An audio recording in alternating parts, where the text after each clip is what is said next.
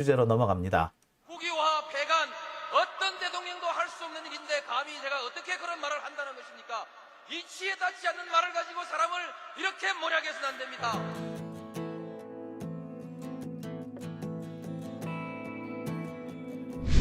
기나긴 밤이었거든 압제의 밤이었거든 사랑이 한 몸 썩어져 이 붉은 사나에 사랑 해방의 횃불 아래 걸고 숨이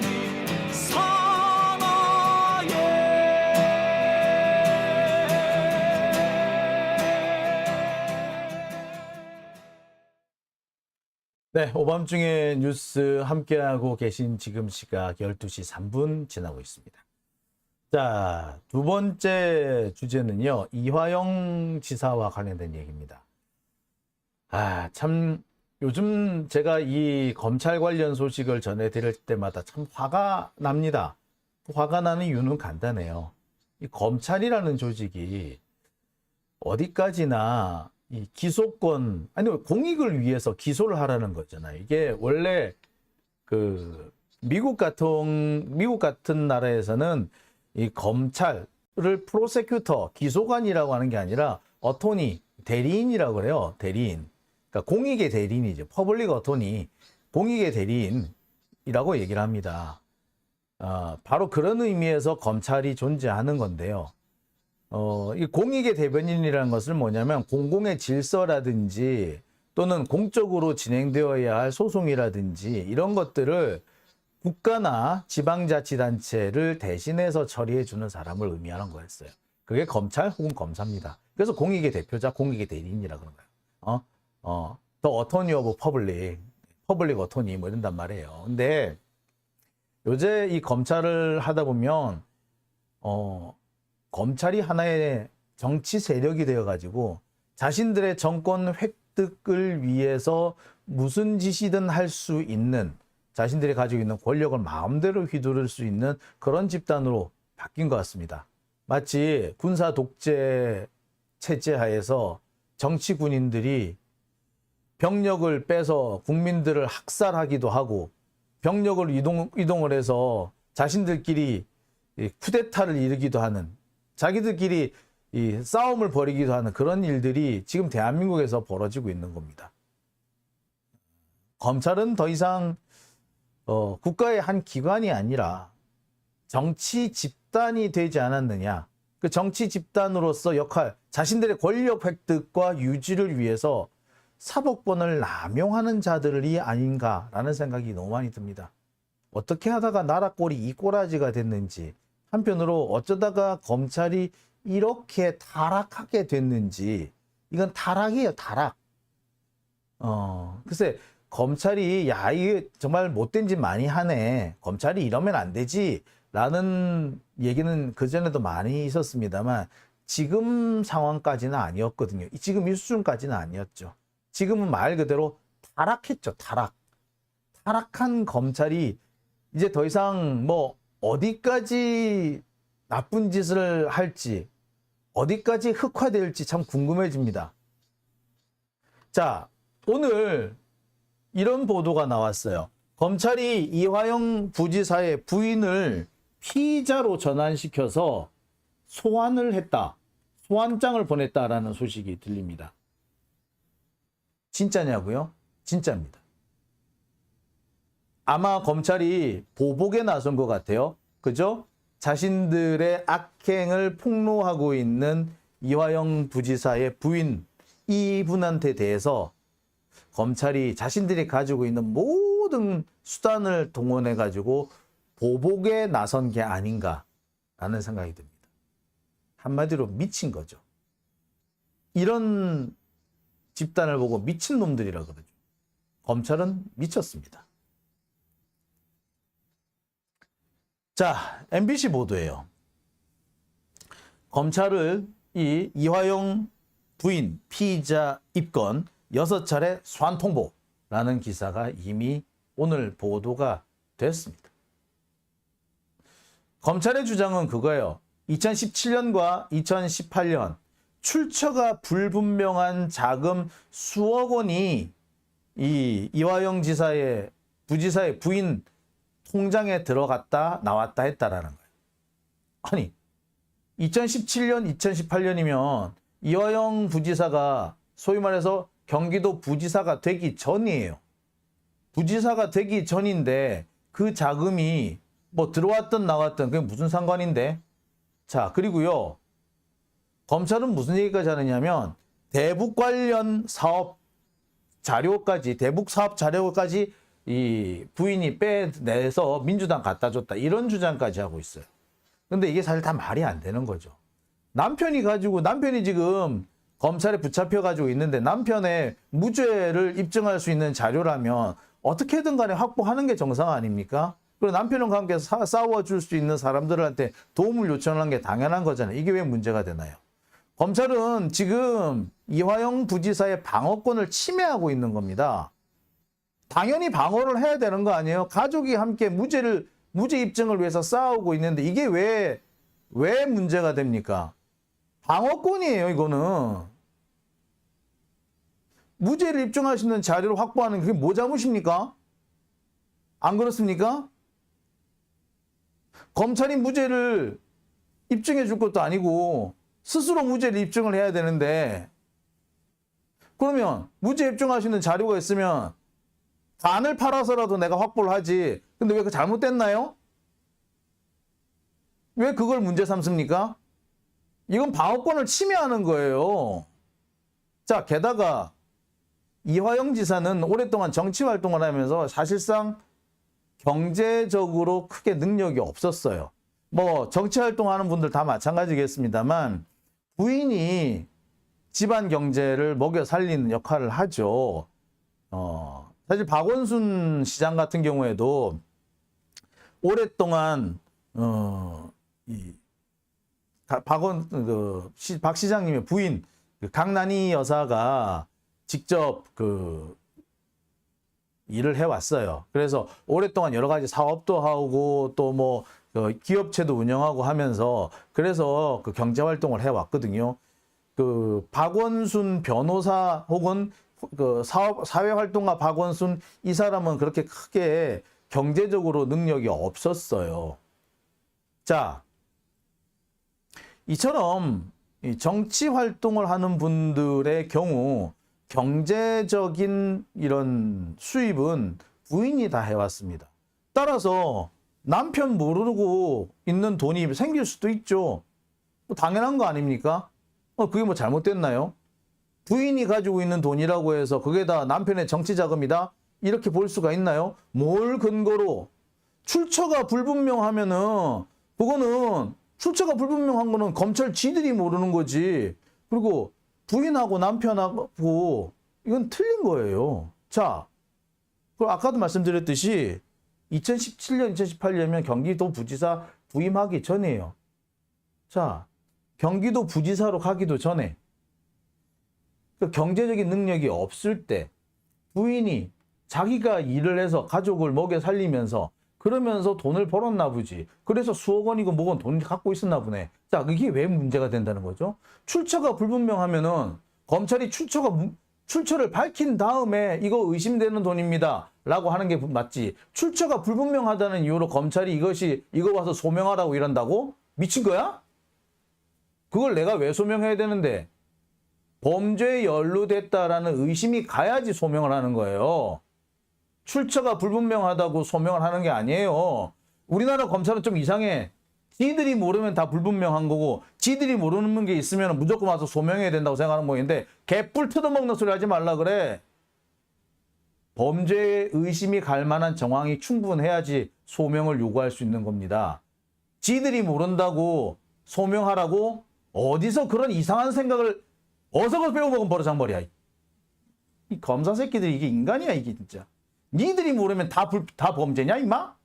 이 개새끼들 아니야. 자, 문제는 이와 같은 행동,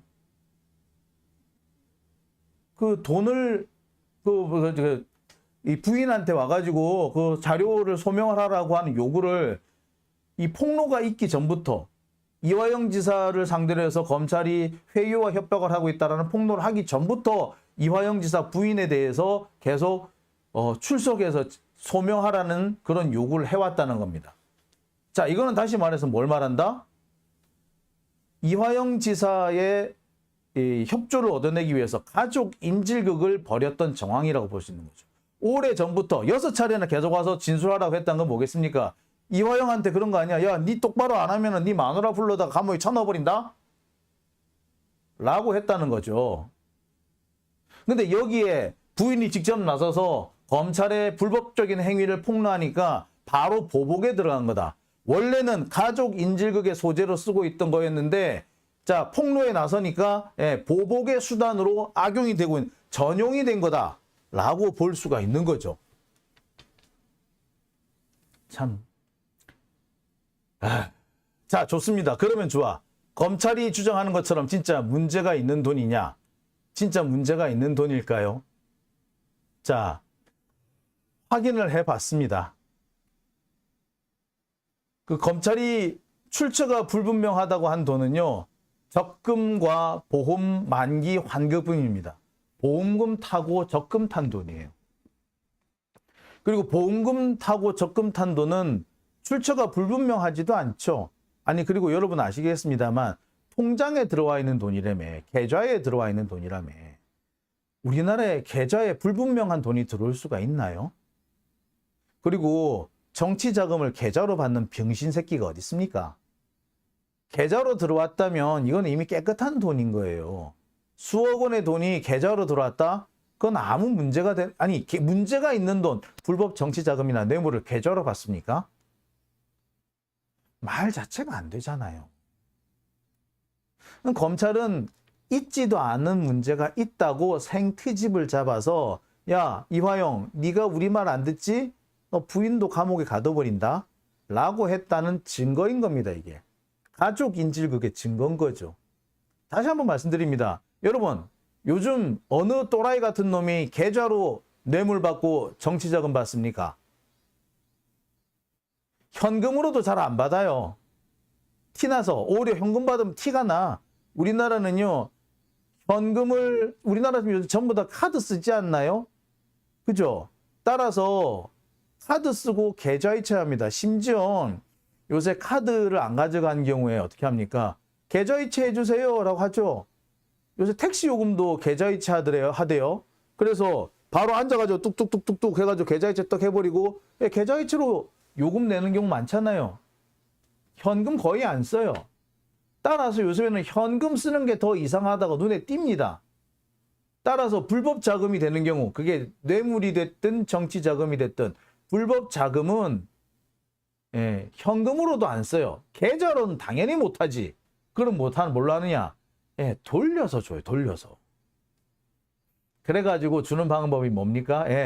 뭐 재단이라든지 뭐 이런 걸 만들어가지고 그 재단에 입금을 하고 그 재단에서 필요한 돈을 타다 쓰는 이런 방식으로 만들던가. 그러니까 법인을 만들어서 그 법인을 통해서 우회하거나, 그게 아니면은 요즘에는 코인도 많이 쓴다 그러더라고요. 코인을 쓰거나 또는 법카를 쓰거나, 또는 부인이 됐든 뭐 아들이 됐든 뭐 누가 됐든 집에 놀고 있는 사람을 취직시키는 형태로 해가지고 그 급여 형태로 주거나. 왜 박영수하고 곽상도 아들하고 딸 거기 취직시키잖아. 그 뭡니까? 사실은 그게 뇌물을 주는 전형적인 수법이에요. 솔직히 말하자면. 자, 그런 식으로 주거나. 방법이 엄청 많아요. 그런 식으로 해서 자금을 돌리지 누가 현금으로 자금을 줍니까? 그래서 저는 돈 봉투 돌렸다길래 솔직히 웃었어요. 바보 아니야? 누가 요즘 현금으로 돈 봉투를 돌려? 현금으로 돈 봉투를 돌리는 순간 현금을 만들 때 걸리고 현금을 뿌릴 때 걸려요. 바보야? 요새 은행 가보세요. 현금으로 100만 원 입금을 하려고 해도 출처가 어떻게 되냐고 물어봐요. 요새는 뭐 현금 500만 원 이상 입금을 하면은 다 걸려요. 진짜 어처구니가 없더만. 참. 아휴. 김현숙님, 속 터져서 못 살겠다라고. 예. 아, 참, 뭐, 속 터지죠. 자, 여하튼, 진짜로 그 문제 있는 돈 아닌 거예요.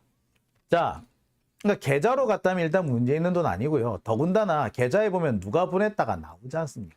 적금이고 보험 환급금인 거, 이거, 누가 몰라요? 자, 그런데 이걸 가지고 출석하라고 했다는 건 뭘 말한다? 협박한 겁니다. 처음에는 이화영 지사를 협박하기 위한 수단으로 썼던 거죠. 근데 이제 이 부인이 검찰의 행동을 폭로하니까 부인을 직접 협박하는 도구로 전용을 한 거죠. 참, 글쎄 이게 정상적인 사고방식을 가진, 글쎄 민주주의의 검찰, 민주국가의 검찰까지 갈 것도 없이 적어도 공무원이라면 이 조선시대 공무원도 이렇게는 안 했던 것 같거든요.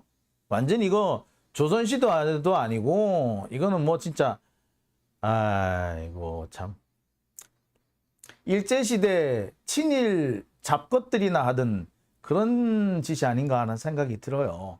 이 검찰의 지금 수준이 딱 일본 순사 하는 짓을 하고 있는 거죠. 자, 문무님 후원해 주셨네요. 감사드립니다. 자, 그리고요. 대한민국 만세님. 예, 감사합니다. 가을 영양제님 오셨네요. 김효남님. 자, 그러면 검찰 도대체 왜 이러느냐? 뭐 뻔하죠. 아시다시피 지금 우리 그 이화영 지사 부인이 검찰의 이 악행에 대해서 지금 조목조목 폭로하고 있지 않습니까? 그래서 검찰이 이화영 지사한테 협박과 회유를 하면서 우리 말을 잘 들어주면, 그래서 이재명을 끌어넣어주면 석방시켜줄게 라고 진술을 강요하고 있다는 얘기, 어제 제가 충분히 다 말씀을 드렸을 겁니다. 자, 이런 것들을 가만히 보면은 이런 폭로를 한 것이 다 우리 이화영 지사의 부인이 폭로한 거 아닙니까? 그러니까 검찰 입장에서는 얼마나 짜증이 나겠어. 그러니 어떻게 한다? 어떻게든 간에 이 입을 틀어 막아야 되는 거야. 그리고 이화영 지사야 부인의 입을 틀어 막으려다 보니까 현실적으로 할 수 있는 거라고는 이런 협박밖에 없는 거죠. 야, 너 피의자야? 와, 출석해. 라는 거죠. 근데 제가 볼 때 검찰 잘못 건드린 것 같아요. 이화영 지사 부인요, 만만치 않은 분이세요. 이화영 지사 부인은 본인이 학원을 운영을 하면서 그 학습지 교사를 오랫동안 하셨다고 하더라고요. 그 학습지 교사 하시면서 억척스럽게 가족을 이끌어 오신 분입니다. 이화영 지사가 밖에 나가서 꿀리지 않게 정치 활동하는데 문제가 부족함 없이 하려고 엄청나게 노력하신 분이에요. 대단하신 양반입니다. 어떤 분은 그런 말씀을 하시더라고요. 이화영이 지금까지 정치할 수 있었던 거는 부인 때문이다. 라는 말까지도 하십디다.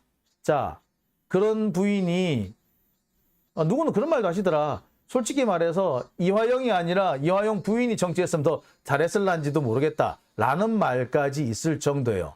그런 부인을 건드렸습니다.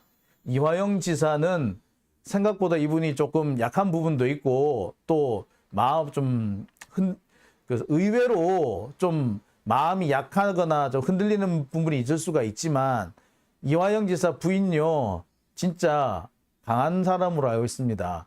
제가 볼 때 검찰 진짜 잘못 건드렸어요. 네. 검찰이 압박을 하면 할수록 이화영 지사 부인은 더 설칠 겁니다.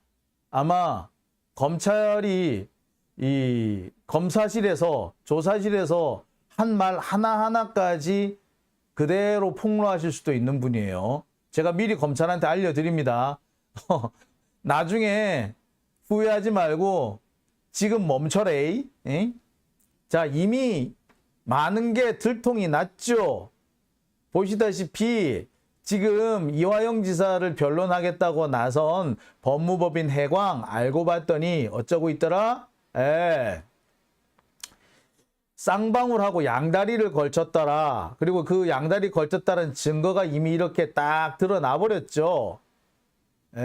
해광이 지금 쌍방울하고 이화영 양다리를 걸쳐가지고 어떻게든 간에 쌍방울하고 김성태하고 이화영을 다 빼내고 또 지금 상태는 김성태하고 지금 상태 그러니까 그 이화영 지사는 돈을 안 받았다 그러고 김성태는 돈을 줬다고 하고 이런 상황이란 말이에요. 이 두 사람을 어떻게 동시에 그 대리를 할 수 있어요? 못하죠. 이 두 사람을 동시에 대리할 수 있는 방법이 딱 하나밖에 없어. 이 돈은 이화영한테 간 게 아니라 이재명한테 갔어라고 둘이서 엉뚱한 제3자를 지목해서 덮어 씌우는 방법밖에 없어요. 지금 그 방법을 누가 쓰고 있다? 검찰이 쓰고 있고 거기에 협조하고 있는 게 법무법인 해광인 거예요. 그리고 이런 상황이 벌어지고 있다는 걸 폭로한 것이 이화영 지사 부인인 거고 검찰로서는 얼마나 믿겠습니까? 그러니 지금 어떻게든 간에 잡아 가두려고 하는 거죠. 이화영 부지사 부인의 폭로전에 대한 검찰의 보복, 앞으로 추가 폭로와 이 부인의 저항을 막겠다는 겁니다. 한편으로는 부인을 볼모로 해가지고 이화영 부지사의 진술을 받아내겠다는 걸 수도 있죠. 야, 그러겠지. 검찰이 이화영 지사 불러다가 야, 니네 부인 지금 잡혀올 거야. 어떡할래? 네가 여기서 그냥 굴복해. 마누라 말려. 라고 하는 거지.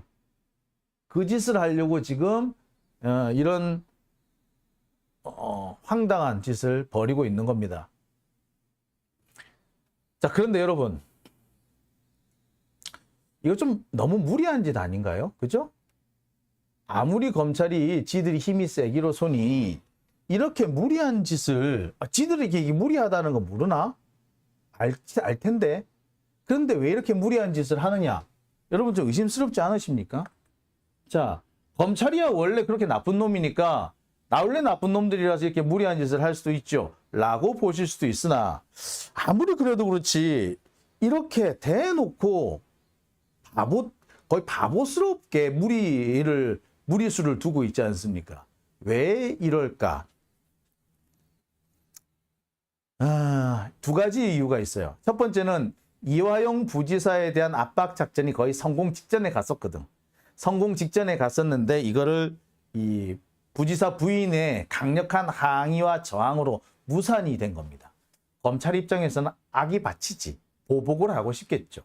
그런 의미에서 보복의 의미도 있고, 자, 지금 이 순간에 이화영 부지사의 부인을 입을 틀어 막게 되면은 막판에 그나마 성사 단계로 넘어갈 수도 있는 거죠. 즉, 수단과 방법을 가리지 않고 이화영 지사의 진술을 받아내겠다는 것이 검찰의 목표인 겁니다. 그래야지 이재명을 죽일 수 있으니까.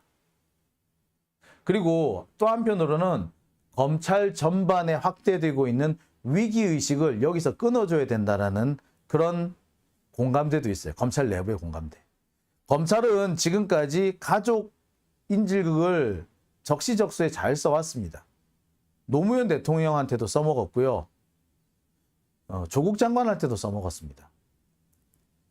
노무현 대통령이 검찰 수사를 받을 때 조선일보, 동아일보, 중앙일보에서 뭐라고 했는지 기억하십니까?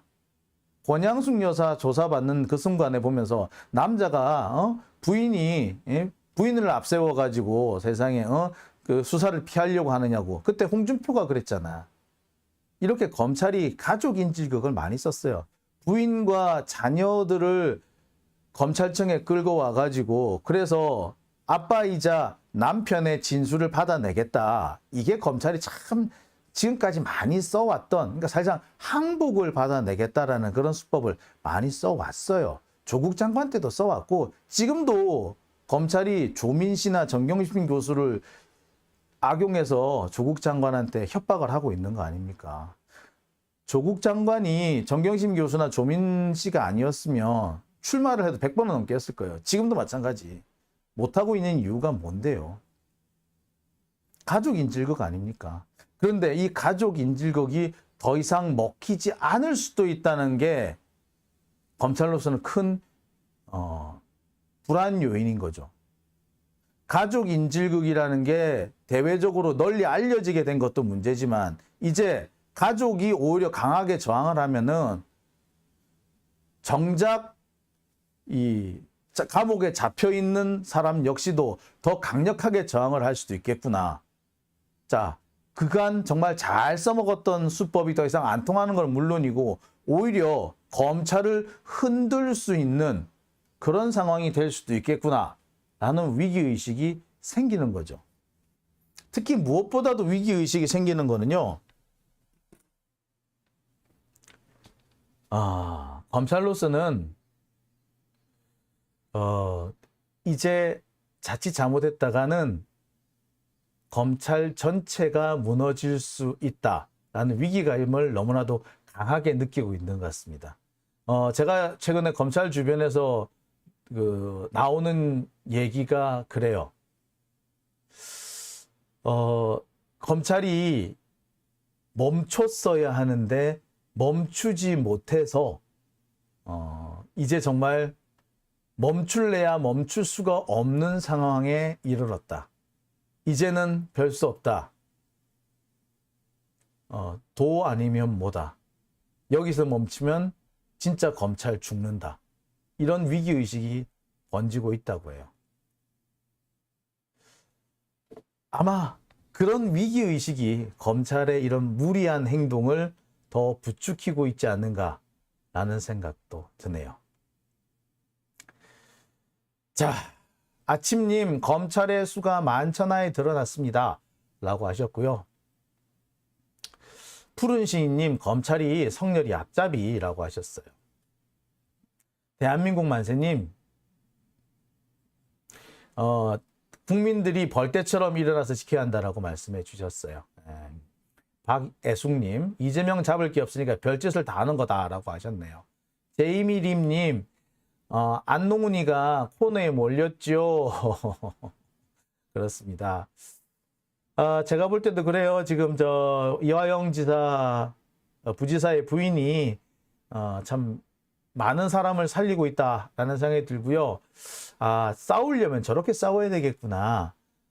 적당히 어정쩡하게 체면 봐가면서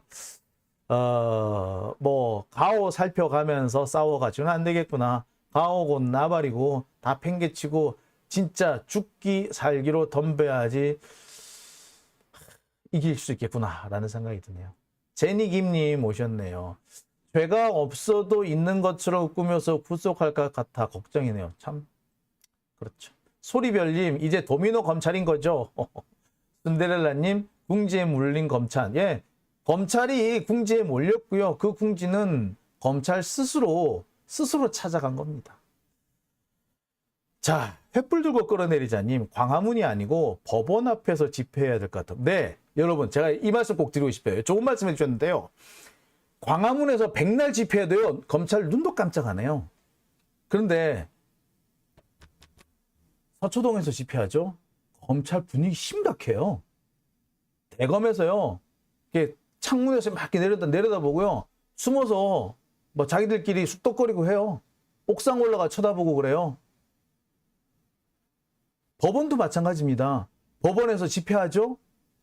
그러면요. 판사들이 되게 신경 써요. 자, 여러분. 생전에 판사들이 진보 진영 유튜브 안 볼 것 같죠? 그런데 법원 앞에서 집회하면요. 봐요.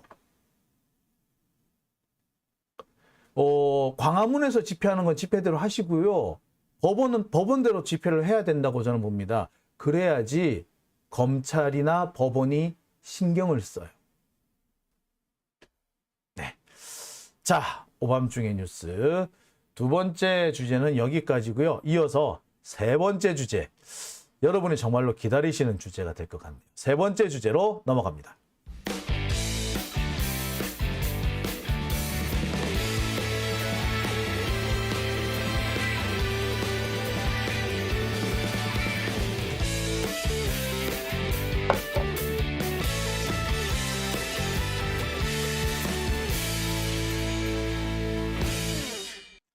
오밤중의 뉴스